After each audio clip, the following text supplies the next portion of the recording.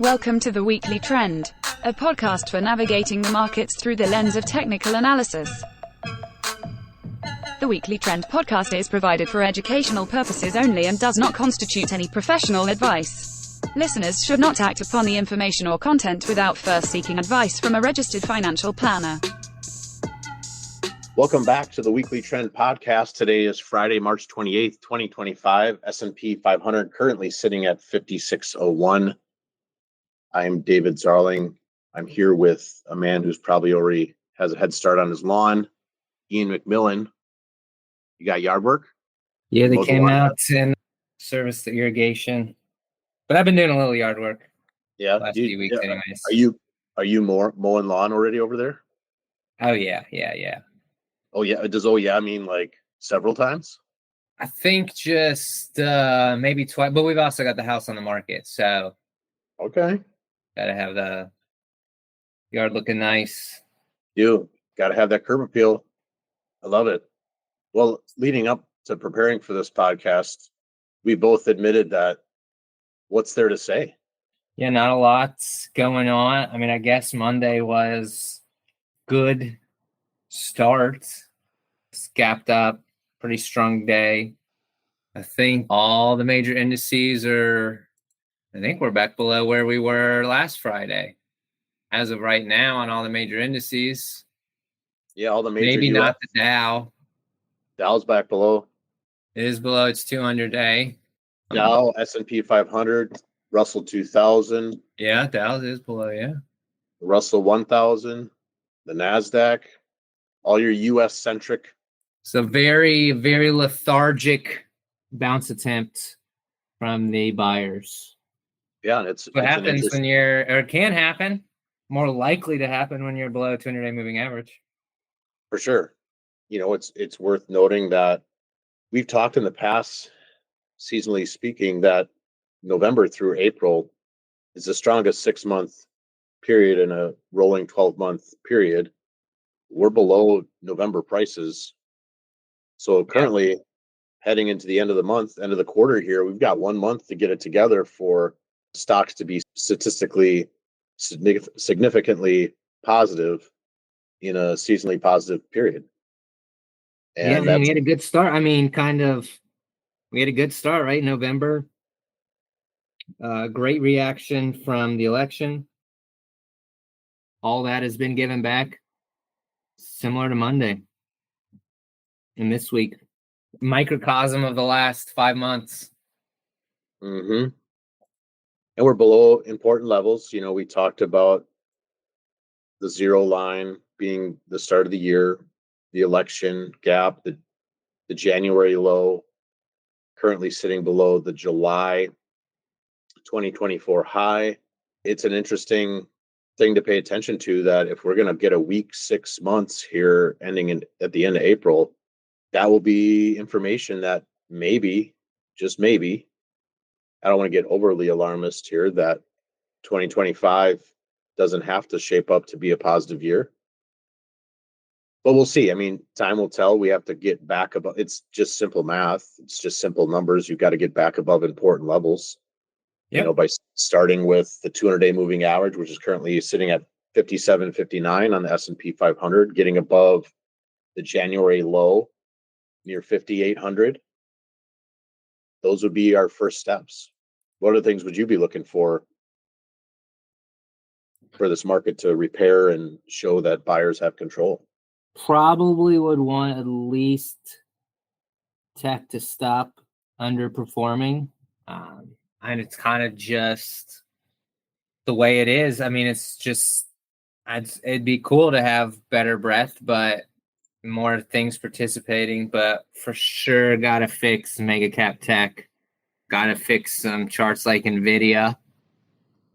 Those really big names people pay a lot of attention to, and they pay attention to them for a reason, and they carry a lot of weight, both literally and figuratively.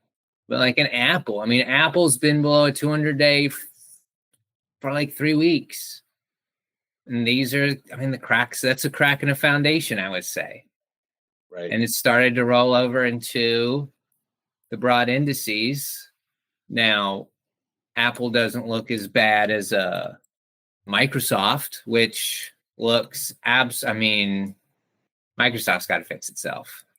2021, 2023, Microsoft got a lot of attention like Apple did because it is, as you know, it's higher weighted in the S&P.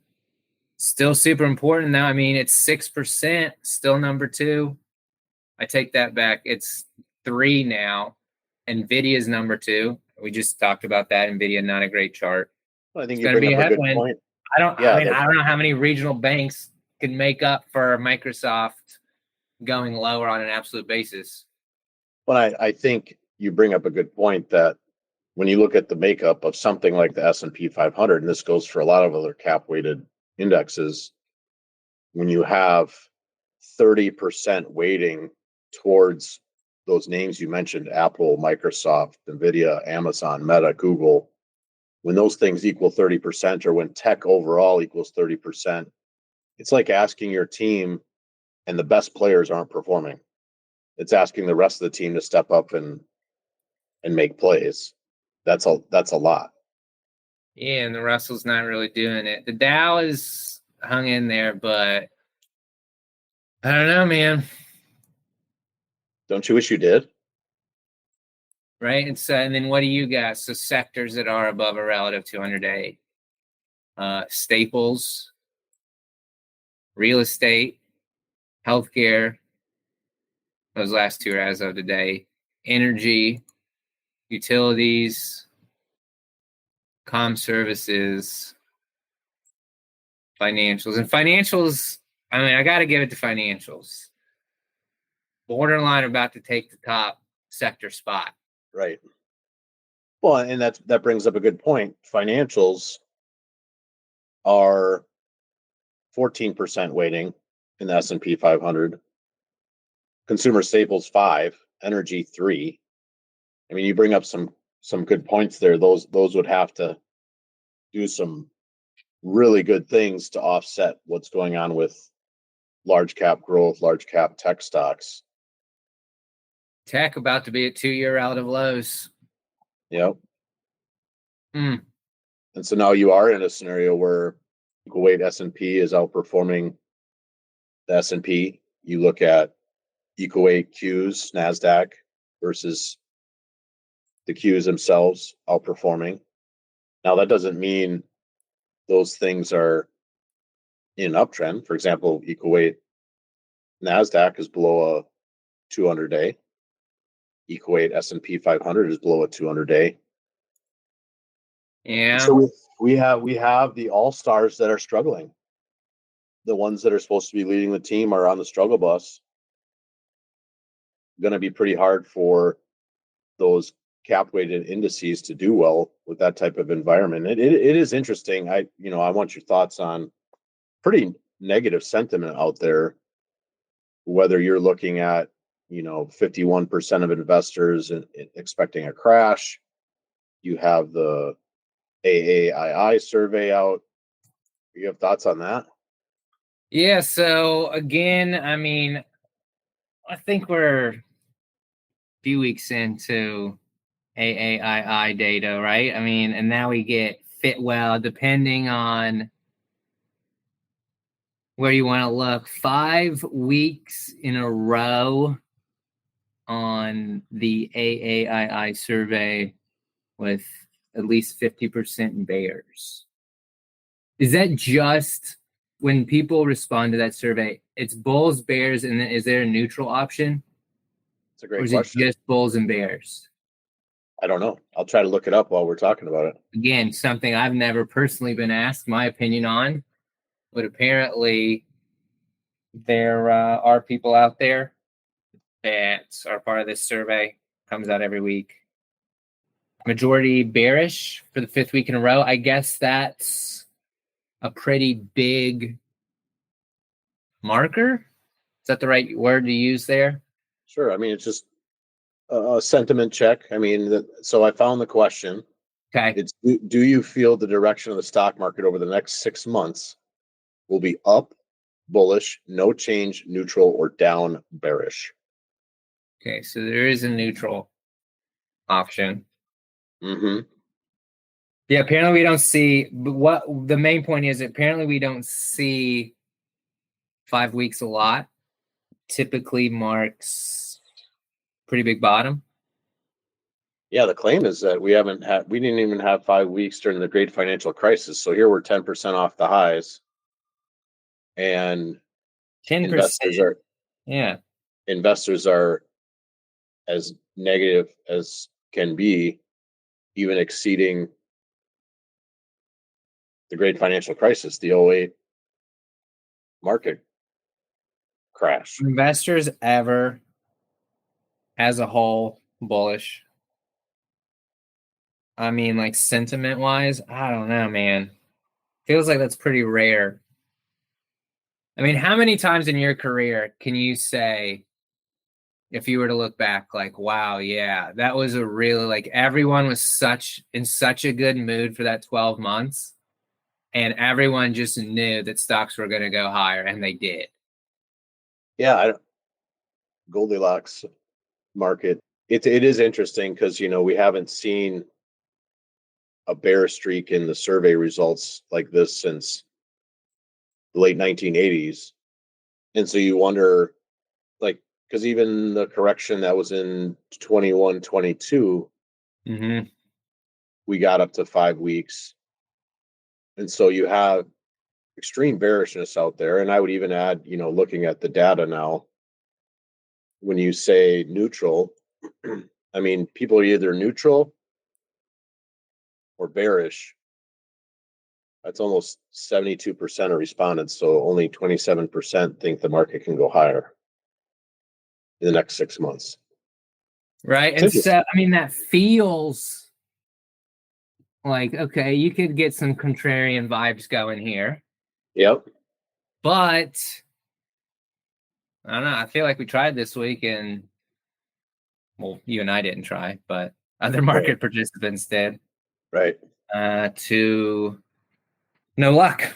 Well, and survey is different than positioning. You can ask someone's opinion on what they think, and that could be different than positioning. And I know there's data out there that shows outflows, positioning wise to equities. Have we had some? Yeah. Okay. Nothing crazy, but we also haven't seen aggressive shorting of this market, which is also that's the flip side of the coin. Like, the fact that people aren't aggressively shorting this market is also information. And that's typically how bull markets end, is when people stop shorting it, because all shorting is future buying fuel. So it'll be interesting to see the put call ratio after this week, to see if that has spiked higher, if there is actual hedging going on. But all I know is that we're at the end of the quarter. And we are. I didn't think about that. And we got 1 month to get it together to keep the Have you dressed your windows? Yeah. Got all the window dressing that I do. That typically happens this weekend. Yeah. I prefer salad dressing. Salad dressing. Flavor? I was on a big, like, Italian vinaigrette for like a few years. Now I'm kind of just back on ranch. Yeah. To be honest, I've been pulling the ranch out of the refrigerator a lot more often lately. Both very indicative of what a Macmillan would choose. Italian tin. I don't know, what is ranch? Is ranch? I mean, what would be Irish or Scottish salad dressing? They don't eat salad. Do they just not have salad dressing? Potatoes right out of the ground. Stereotypes. How did we live without them? We really don't. I mean, can't. No one does. No one does. It's a natural human bias. And so we'll see. I mean, we've got this negative sentiment out here. We've got breadth, using something like bullish percent, 40s. Yeah. We've got, I know you had the breadth workbook this week, and we don't have advanced decline lines at new highs. So there's no divergence. There's no positive divergence there. Or I should say, we have a fair amount of sectors and stocks, whether you're looking at the NYSE with, percentage of stocks above a 200-day, percentage of stocks above a 50-day, those don't look all that great. And in fact, NYA, the New York Stock Composite, maybe that's one we should be looking at. That still is above. Isn't that fascinating? How is that the best looking index? Yeah. So the NYA is above its 200-day, and I think that's notable. It is. And that the NYA has ADRs in it, right? You've got some international in there, and that's true. When you look at international stocks, they're still above 200 days. You look at VEU, the All World ex-US, still above a 200-day. Yeah, significantly.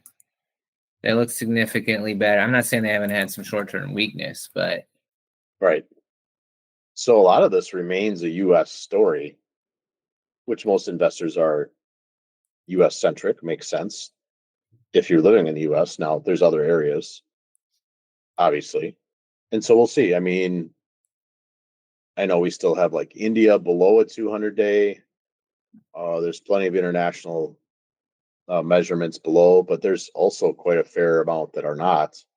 And so we continue to see strength out of international stocks. What about other things? Commodities, crypto, bonds? Crypto still, if you're looking for Bitcoin to be your risk on, risk off canary, and I'm not saying that's a terrible choice. I think it's a pretty good measure of are people willing to get involved in some higher beta assets or not? And the answer continues to be no at least from the crypto messaging. Mm-hmm. Bitcoin still, right? We had this very clear neckline around 89, 91,000, broke, kind of made a one attempt to get back up there. That was early March, and it's still still an upward sloping 200-day. Chart's a little bear flaggy if you ask me. So, right? It's simple. We have not reclaimed that neckline, and so can't go higher until that is accomplished. Yeah, you can't go higher until you stop going lower. Ethereum's been terrible. Sounds like a Yogi Berra quote, but it's true. So Bitcoin below a 200-day, international stocks for the most part above a 200-day, but weak this week. Weak along with U.S. stocks. You got the NYA on the other hand above a 200-day. It's a little bit of a mixed bag. You don't have overall shorting in this market. We'll see if that changes. We still haven't had what we would call a downside flush, where we get a 80 or 90% downside day, or a few of them assembled together. And I would say that would really drive pessimism through the roof if we did get that, and likely trigger some hedging and shorting going on. Time will tell. Yeah, still, you still got a few stocks out there that are bumbling around. Right, you talked about energy earlier. AT&T, all-time highs last couple days. And there's things out there, yes. So you haven't seen the broad kind of just, oh my God, get me out. Yeah, selling everywhere. I don't care what the chart looks like. I just want to be in cash. We definitely have not seen that. Yeah, we've not seen correlations go to one. Case in point, utilities still above a 200-day, but that's one of those factors that you could see if the correction were to deepen, is all of a sudden correlations go to one, and you see international stocks and things that had been holding up well, like financials and communication services or telecom utilities, really start to sell off. We're not saying that's the case, but that's typically what you see in the final cycle of a down leg, is throw the baby out with the bathwater, which I don't think we do anymore these days. And I feel bad for the people back 100 years ago that would do that they would actually throw their baby out with the tub That's a water. pretty hard thing to miss. Yeah, I feel like that's, Maybe they had very dirty bath water. yeah, just They couldn't couldn't see the see. kid. Couldn't Yeah. see the kid. Yeah, I don't know. I feel like that's a lot like leaving the kid in the car when you go into the grocery store and forget. I don't, you know, Yeah. I don't know. But we got precious metal. What I do find interesting today, and this is very myopic, like very narrow, it's one day, and one day does not equal, but your fear assets, gold, Japanese yen, treasuries are all up in unison today. Yeah. Okay.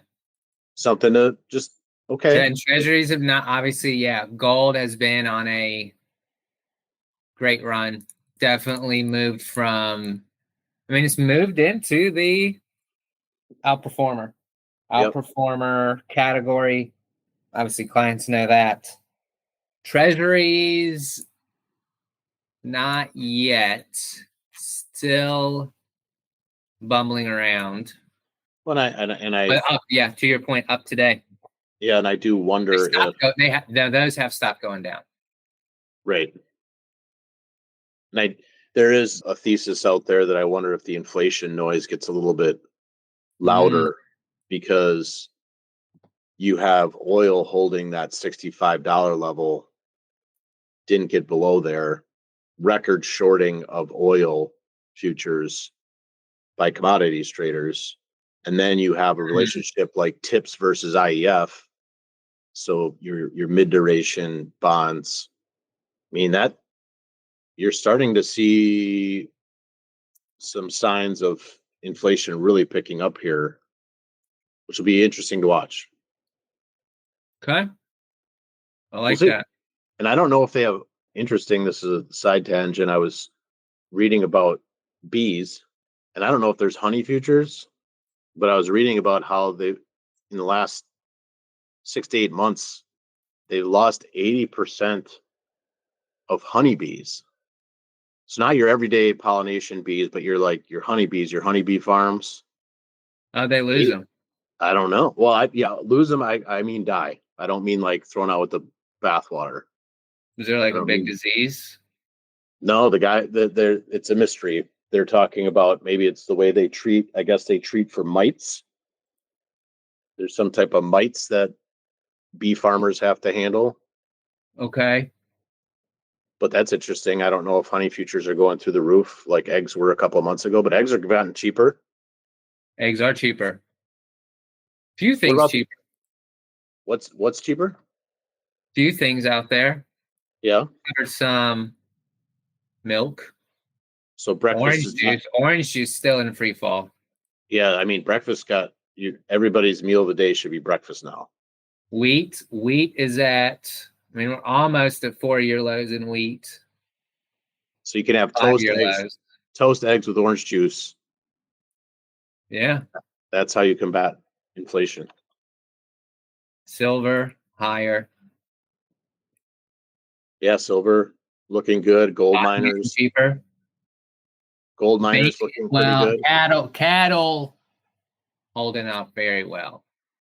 So no steak and eggs, just eggs. Just eggs, toast. Bacon's flat. Unless you sear it in the pan, then it kind of wrinkles up. Gets crispy. Coffee's still pretty expensive. Yeah, why drink it? Why you drink coffee yet? I don't. Me neither. Is that the hot take? Is that the most overrated beverage? Are we gonna just offend 80% of our listeners?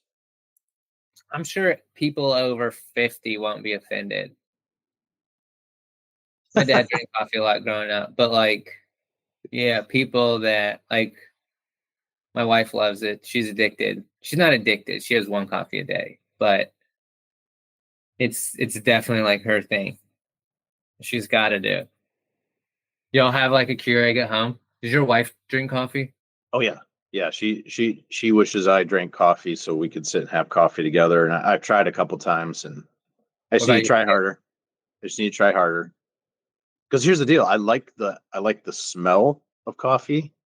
I like even like throw a coffee bean in my mouth and crunch on it. That's cool. But like to sit and drink 12 ounces of coffee, I'm just not. Maybe I got to start with 1 ounce. 1 ounce of coffee. Or like a coffee mug. Is that like 12 ounces? Yeah, I assume coffee mugs are somewhere between 8 and 12. I got to start with like a shot glass of coffee. I think the reason I don't like it is because it's a subconscious thing. My 8th grade English teacher, I'm not going to say her name. I do remember her name. Uh-oh. What we got here? She just, she had really bad. She was big. I mean, she had very bad coffee breath. And I had her first period. So it's just like 8:15 in the morning.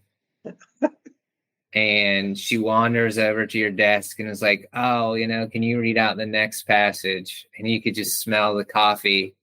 She must have had 15 cups of coffee before she came to school. I don't know what was going on, but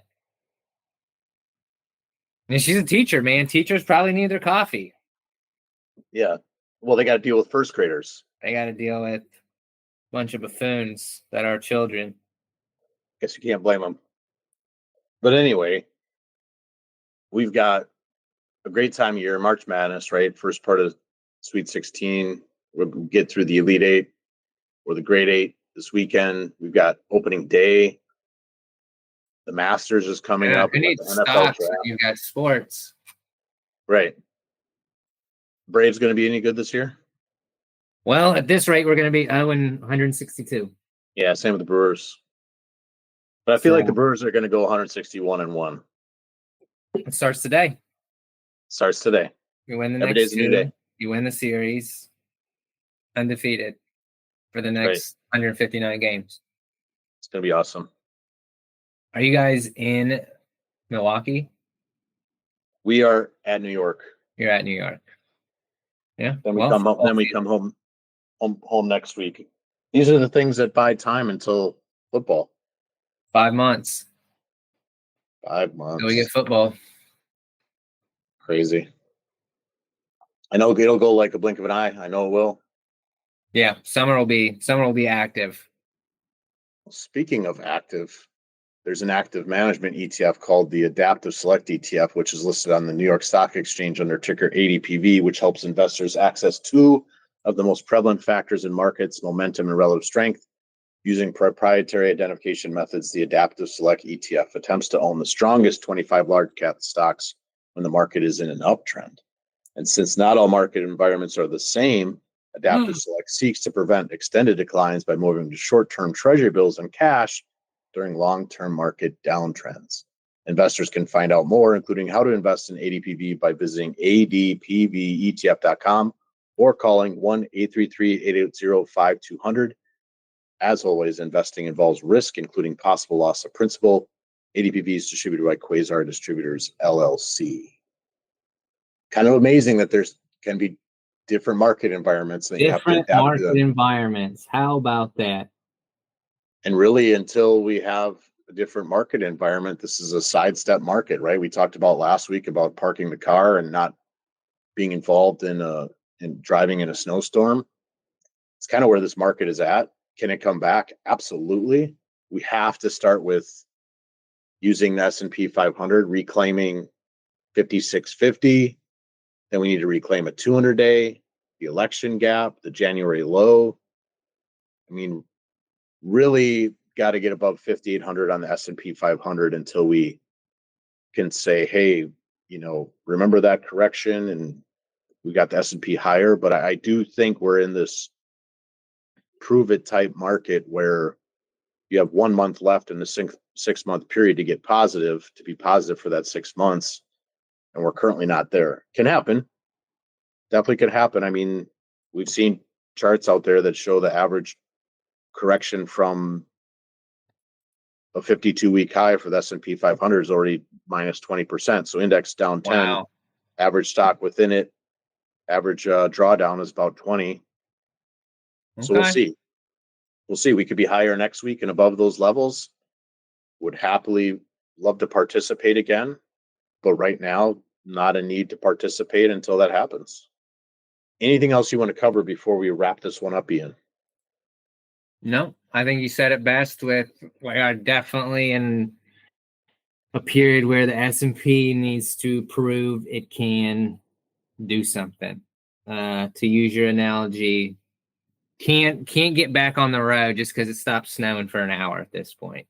I think we're gonna have to see a few hours of clear skies, like a Monday, right? Stop snowing on Monday, Right. blizzard rest of the week, and now we're worse off than where we were a week ago. So snow's only gotten 3 inches higher over the last week. Yeah, wait and see. Gotta wait and see. Completely agree. We appreciate everybody listening. Give us a high ranking on your platform of choice. Share it with your friends. That's a compliment to us. And we'll be back next week. Have a great weekend, everyone.